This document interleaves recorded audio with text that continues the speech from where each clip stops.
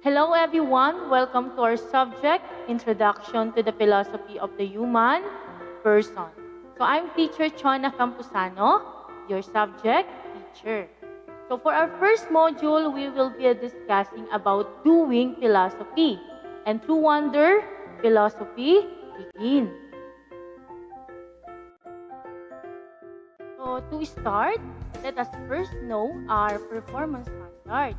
Is for you to reflect on a concrete experience in philosophical way. And of course, we have our most essential learning competency. So after studying this lesson, you should be able to distinguish a holistic perspective from a partial point of view. What can you say about the picture?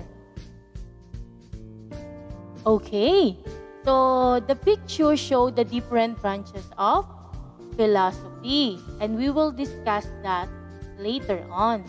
Okay, can you still remember each branch? May naaalala ba kayo ng mga branch ng philosophy? Okay, very good. So, as you can see, each branch of philosophy connotes one important insight, that philosophy is indeed the mother of all discipline, from hard sciences up to the soft sciences. So philosophy is present in every manner, and philosophy is used to transcend the scientific way of inquiry. And it only proves that philosophy is present in all aspects. Now, the question is, how does philosophy began? And what is the first method of philosophy? And how do you do philosophy? So, let's find out.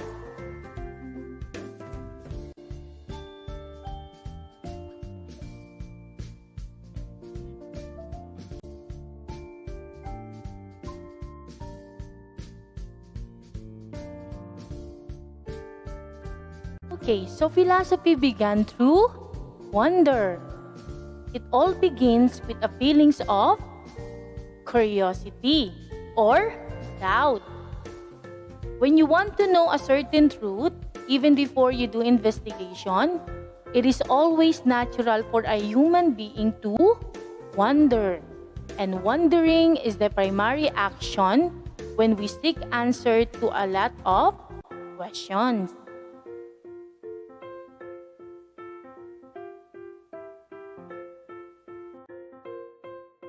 Wondering can be articulated through questions.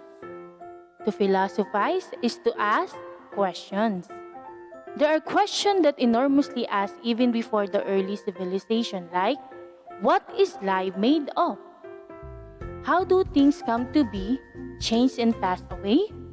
Or is there anything that remains even when everything changed? And etc. During the ancient times, there are many ways to come up with a certain answer. Scientists prove the existence of life in a sensible and observable method. But ancient philosophers tried to think deeper than what can be observed. They come up with answers that are non-methodological in nature. So meaning, proofs that are not based on the belief, just pure wonder.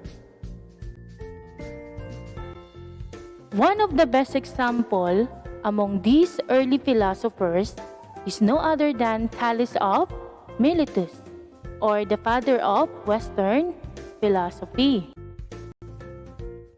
Thales' philosophy is basically about the presence of water as the primary substance of reality in all things. So, he did not incline his philosophy from a mythological perspective. Instead, he used natural explanations for natural phenomena. Okay, going back to the idea of wonder. So, it all makes sense now when we think about the word water. It is really present in everything. For example, almost 75% of our body is made of water. Okay, so we come across this kind of insight without the aid of any instrument. Just wonder. So that's why, looking back in the ancient history, it did not end with Thales' philosophy alone.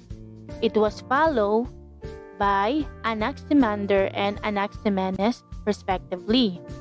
So these first three philosophers are also known as the Triumvirate, or it was before Socrates, Plato, and Aristotle, which mean a group of three men holding powers in particular, or basically just a group of three wise men. These pre-Socratic philosophers are all considered as philosophists, or someone who took clean lies in the concept of life in all matters. From Thales up to Leucippus and Democritus, they all focus on this kind of philosophical arguments that providing the fundamental substance of reality. Here are the list of pre-Socratic philosophers who contributed significant theories about the fundamental substance of reality. Monists, philosophers who believe in one element. Okay, so under Monists, we have 6 philosophers. And first is Thales. Thales believed that the primary substance or element in reality is water. And water can change into solid or liquid. Another philosopher under Monists is Anaximander. Anaximander believed that the primary substance or elements in reality is apeiron, or infinite, or everything is ageless and eternal. Anaximenes believed that the primary substance element in reality is air, and air holds our soul together and it compasses the world. Another philosopher under Monists is Pythagoras. Pythagoras believed that the primary substance or element in reality is number. All things consist of number through calculation. Heraclitus believed that the primary substance or element in reality is change. And change is the only thing that is constant in this world. Parmenides believed that the primary substance or element in reality is being. Being is something indestructible or immovable, complete. Pluralists are philosophers who believe in many elements. Empedocles believed that we have 4 basic elements, which are the earth, the air, fire, and water. Anaxagoras believed that the primary substance or element in reality is no single element, so matter become infinitely divisible.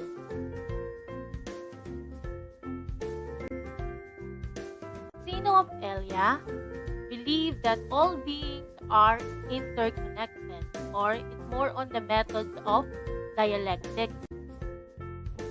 Leucippus and Democritus believes that atoms is inseparable and indivisible.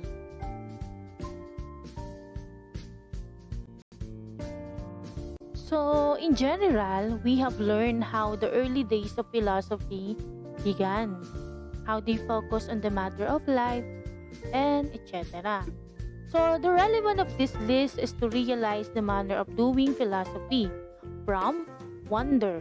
So, the former has respectively philosophized on the theories of the latter, and it goes on and on. Thus, they simply define that the Western philosophy is all about the never ending quest for what is truth. Okay, so comparing it with the Eastern philosophy, it defines their very philosophical way of thinking. It is not about the quest for the truth, but know it and live a harmonious way of life. So, philosophy for them is literally by action. It is always inclined in religious belief. Thus, it may be biased since we do not share a universal religion in our world.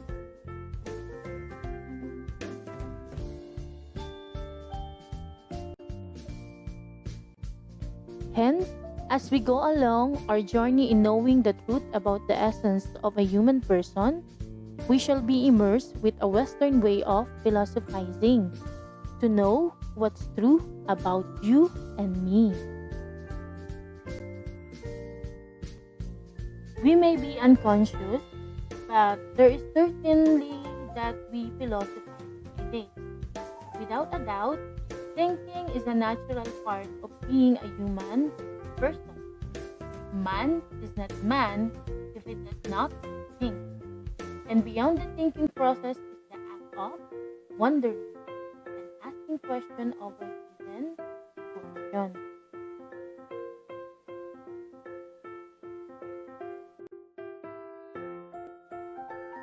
At homes, it is our duty to help our parents in doing household tasks.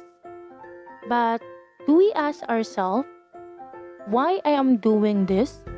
Or do I wash the dishes because I am told to do so? Or do I wash it because it makes me feel complete? Not to mention that it makes my parents happy and etc. So we start to have a deeper outlook on things about us, and that a simple task could mean a lot in the future to come.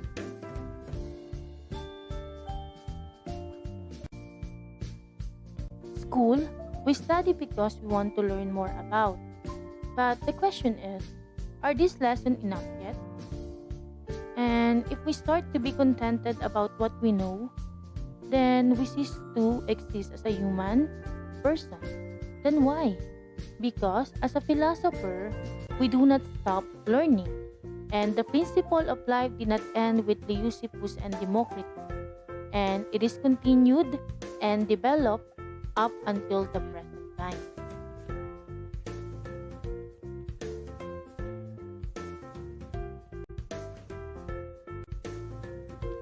As citizens of the Philippines, what makes one a real Filipino? How are you going to exemplify yourself as you? And how do you become a Filipino philosopher? Start wondering and answer this question every single day ahead of you.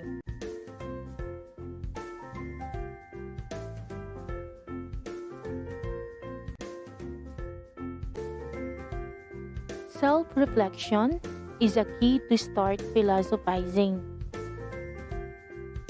And in spite of having a toxic environment, we shall still find a place, a moment, a time to examine ourselves.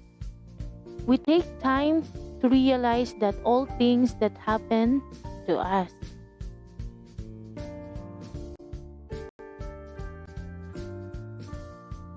we shall always look into a deeper meaning of the things we do.